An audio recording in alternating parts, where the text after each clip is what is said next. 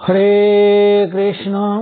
কৃষ্ণনগর ঘূর্ণি গাঙ্গুলিপাড়ায় অবস্থিত শ্রীগোপাল মন্দিরে আজ আমরা শ্রীমদ্ ভাগবত গ্রন্থ আস্বাদন করছি। আমরা আস্বাদন করছি শ্রীমদ্ ভাগবত গ্রন্থের বেণুগীতি তৃতীয় পর্ব।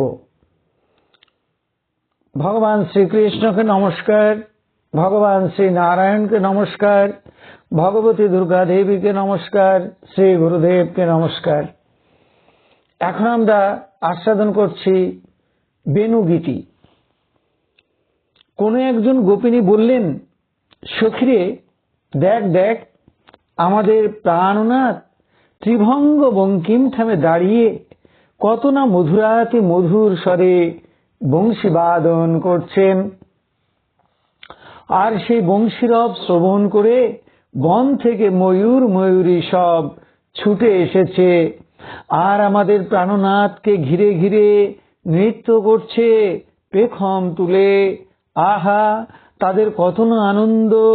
সখীরে, ময়ূর ময়ূরীগুলি কি বলছে জানিস? তারা বলছে, হে কৃষ্ণ, তোমাকে দেবার মতো আমাদের তো কিছু নেই। তুমি আমাদের সুন্দর সুন্দর পুচ্ছ দিয়েছ, আর তাই দিয়েই আমরা তোমার পূজা করছি, তোমার প্রীতি বিধান করছি নেচে নেচে। তারা ঠোঁট দিয়ে তাদের পুচ্ছ থেকে সুন্দর সুন্দর রঙিন পালক তুলে কৃষ্ণের চূড়ায় গুজে দিচ্ছে।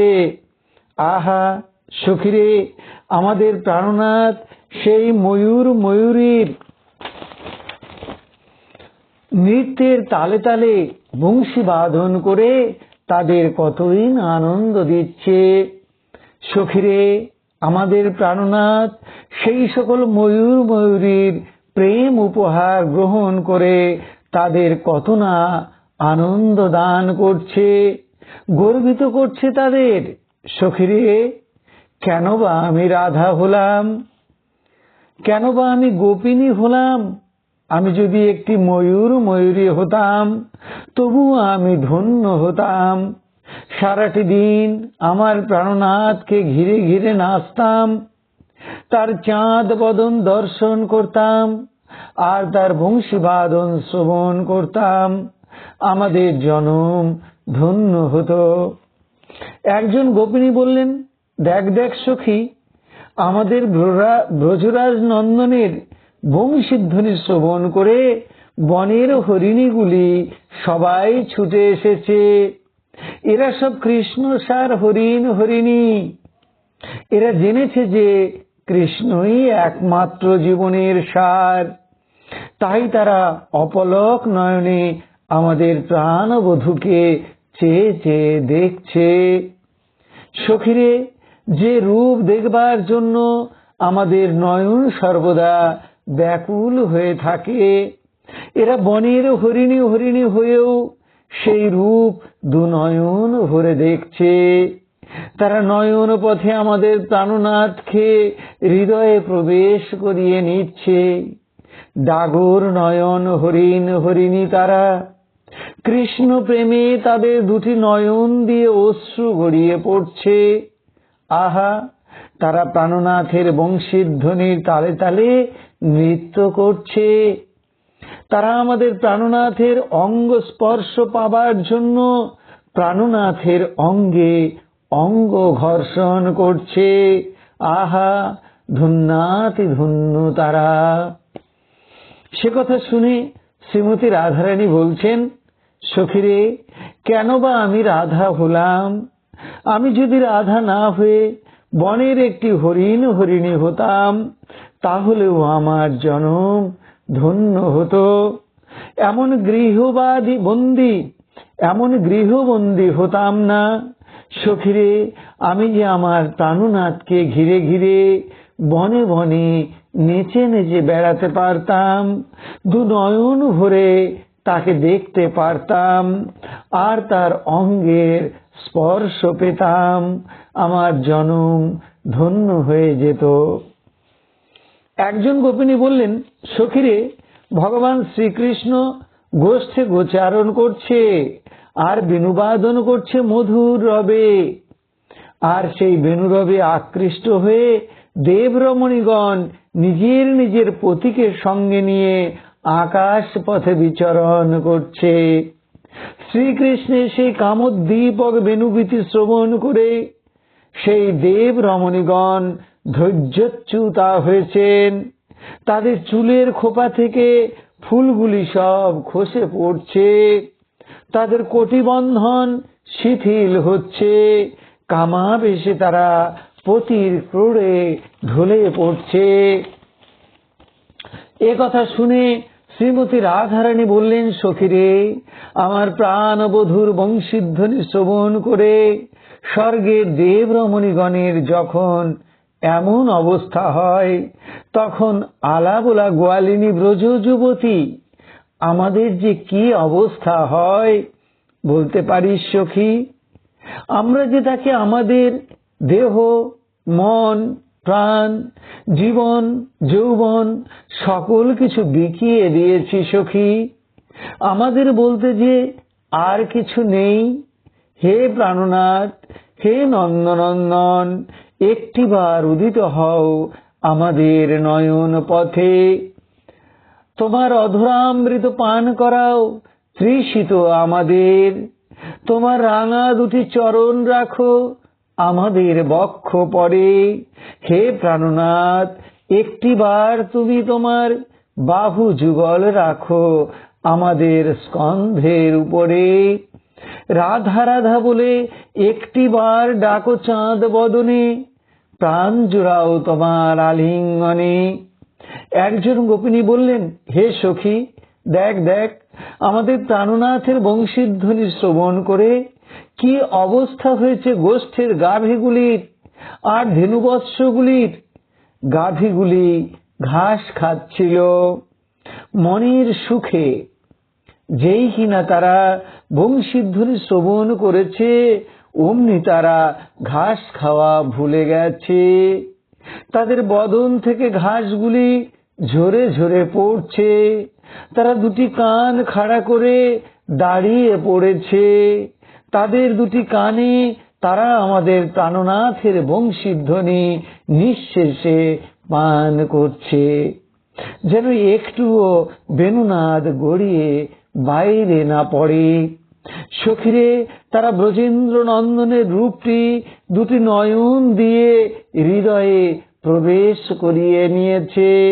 হৃদয়ে তারা প্রাণনাথকে দর্শন করছে। আর কি বলছে জানিস? হে কৃষ্ণ, হে গোবিন্দ, আমরা তো পশু জন্ম পেয়েছি, বদন ভরে তোমার নাম গাইতে পারি না, হাত দিয়ে তোমার সেবা করতে পারি না। হে কৃষ্ণ, এবারে এমন একটি দেহ দিও যেন বদন ভরে কৃষ্ণ কৃষ্ণ বলে কাঁদতে পারি, কৃষ্ণ কৃষ্ণ বলে ডাকতে পারি। এমন দুটি হাত দিও যেন হাত দুটি দিয়ে তোমার জন্য ফুল তুলতে পারি, তোমার মন্দির মার্জন করতে পারি, তোমার সেবা করতে পারি। হে কৃষ্ণ, এমন দুটি চরণ দিও যেন তোমার নিকটে ছুটে যেতে পারি, তোমার ভক্তের নিকটে ছুটে যেতে পারি। হে কৃষ্ণ, তোমার রাতুল চরণে শুদ্ধা ভক্তি দিও, ভক্ত সঙ্গ দিও, আর তোমার সঙ্গ থেকে কোন জন্মে যেন বঞ্চিত করো না। সখীরে, বাছুরগুলির কি অবস্থা হয়েছে জানিস? সখী, বাছুরিগুলি দুগ্ধ পান করছিল। শ্রীকৃষ্ণের বংশীধ্বনি শ্রবণ করে তারা দুগ্ধ পান করতে ভুলে গেছে। তাদের মুখ দিয়ে দুধ গড়িয়ে গড়িয়ে পড়ছে। তারাও দুকান খাড়া করে প্রাণনাথের বংশীধ্বনি শ্রবণ করছে। সখীরে, গাভীগুলি আর বাছুরিগুলি পটে আঁকা ছবির মতো দাঁড়িয়ে আছে। তাদের নয়ন দিয়ে ঝরে পড়ছে অশ্রুধারা। তারা শ্রীকৃষ্ণের বংশীধ্বনি শ্রবণ করে আত্মহারা হয়ে পড়েছে রে সখী। এ কথা শুনে শ্রীমতী রাধারানী বলছেন, সখী রে, রাধা না হয়ে যদি আমি একটি গাভী হতাম তাহলে আমার জন্ম ধন্য হতো। সখীরে, সারাটি দিন আমি প্রাণবধূর সঙ্গে বনে বনে ঘুরে বেড়াতাম, তার বংশীধ্বনি শ্রবণ করতাম আর দুনয়ন ভরে তাকে দর্শন করতাম, হৃদয়ে আলিঙ্গন করতাম। সখীরে, অধন্য আমার রাধা জনম, এখন আমি কি করি বল। তাহলে এতক্ষণ আমরা শ্রীমদ্ ভাগবতের ভগবান শ্রীকৃষ্ণের বেণুগীতির কিছু অংশ আস্বাদন করলাম। আমরা পরের দিনে আবার এর পরবর্তী অংশ আস্বাদন করব। এখন আমরা ভগবান শ্রীকৃষ্ণের চরণে প্রার্থনা নিবেদন করছি। হে কৃষ্ণ কৃপা সিন্ধু, এই নাও তুমি আমার দেহ, এই নাও তুমি আমার মন, এই নাও তুমি আমার প্রাণ, এই নাও তুমি আমার আত্মা, এই নাও তুমি আমার জীবন যৌবন যথা সর্বস্ব। হে কৃষ্ণ কৃপা সিন্ধু, এই দেহ মন প্রাণ আত্মার মধ্য দিয়ে তোমার ইচ্ছায় তুমি পূর্ণ করো। হে কৃষ্ণ কৃপা সিন্ধু, তুমি আমার পুত্র, তুমি আমার কন্যা, তুমি আমার পিতা, তুমি আমার মাতা, তুমি আমার জীবন যৌবন যথা সর্বস্ব। তুমি লতা পাতা, তুমি সব কিছু। এ বিশ্বময় একমাত্র তুমি বিরাজিত, তুমি ব্যতীত এই ত্রিভুবনে আর কিছু নেই। হে কৃষ্ণ কৃপা সিন্ধু, তোমার আতুল চরণে কোটি কোটি নমস্কার। পুনরায় তোমার আতুল চরণে কোটি কোটি নমস্কার। তুমি আমাদের শুদ্ধা ভক্তি দাও, ব্রহ্ম জ্ঞান দাও, সকলের কল্যাণ করো, সকলের মঙ্গল করো। হরে কৃষ্ণ। আপনারা সকলে ভালো থাকুন, সুস্থ থাকুন, আনন্দে থাকুন।